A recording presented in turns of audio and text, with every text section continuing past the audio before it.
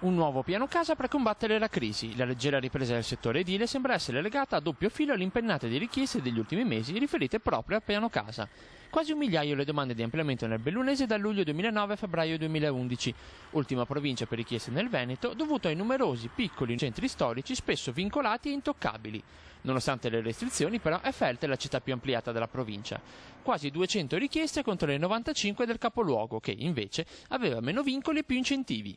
A luglio l'attuale piano casa decadrà. Pare ormai certo una proroga, soprattutto per rilanciare e mantenere in vita un settore troppo spesso sofferente. Noi dobbiamo entro luglio approvare la proroga che ci siamo dati di 2 anni, il che per noi vuol dire 2 anni di ulteriori iniziative e 4-5 anni di lavori per le nostre imprese nel Veneto e 4-5 anni di opportunità per i nostri cittadini. Il rinnovo del piano casa è uno dei primi obiettivi anche del neonato gruppo che nel Bellunese vede per la prima volta uniti costruttori e progettisti. Siamo in attesa che il governo decida come rinnovare questo strumento. Stiamo lavorando a nostra volta per proporre alla Regione del Veneto alcuni suggerimenti operativi. Restano però da convincere gli amministratori. Se la Valbelluna vede di buon occhio la proposta, le località turistiche dell'Alta Provincia non sono favorevoli a una cementificazione del loro territorio.